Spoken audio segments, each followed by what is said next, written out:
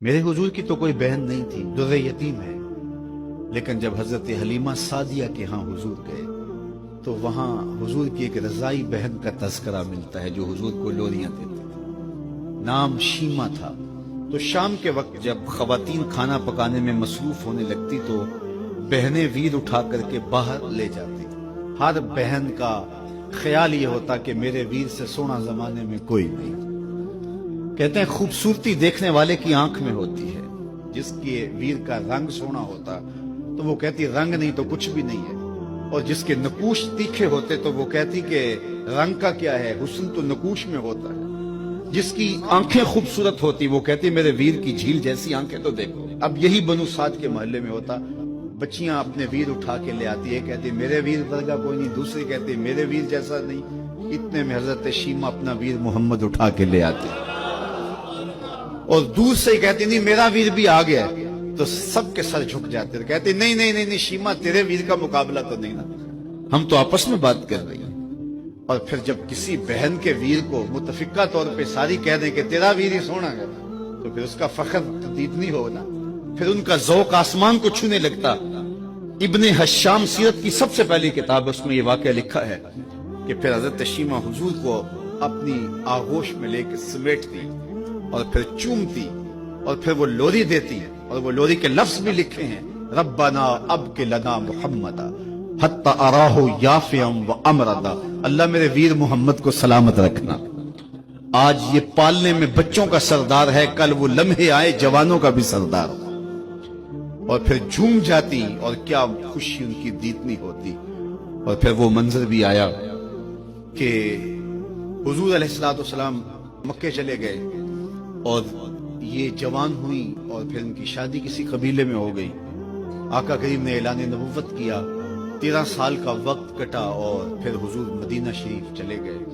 जब गज़ावात का सिलसिला शुरू हुआ तो जिस कबीले में शीमा का निकाह हुआ था उस कबीले में मुसलमानों के साथ टकराव हुआ तो अल्लाह ने मुसलमानों को फतह अता कर दी। तो इस कबीले के लोग कैदी होके हुजूर अलैहिस्सलाम के गुलामों के हाथों गिरफ्तार हैं। तो ये अपने कैदियों को छुड़ाने के लिए कबीले के सरदार एक एक घर से फिदिये के लिए रकम जमा कर रहे हैं। चलते चलते शीमा के घर भी पहुंचे जो कि एक उम्र का हिस्सा गुजार चुकी थी और जाके कहा कि इतना हिस्सा आपका भी आता है। कहा किस लिए? कहा वो जो लड़ाई हुई है इतने हमारे बंदे गिरफ्तार हो गए तो उनको छुड़ाना है। तो चलते चलते बातों में किसी के लबों पे हुजूर का नाम आ गया। तो शीमा ने कहा अच्छा उन्होंने तुम्हारे लोग पकड़े? कहा हाँ। तो कहा फिर तुम रकम इकट्ठी न करो, मुझे साथ ले चलो।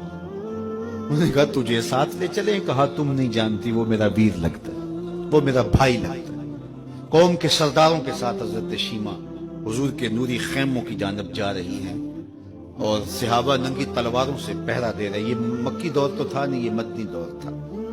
और शीमा कौम के सरदारों के लेके जब आगे बढ़ने लगी ना तो सहाबा ने तलवारें सोच दी, रुक जा ऐ देहाती औरत, जानते नहीं आगे कूचा रसूल है, आगे बगैर इज़्न के जिब्रील भी नहीं जा सकते, तुम कौन हो?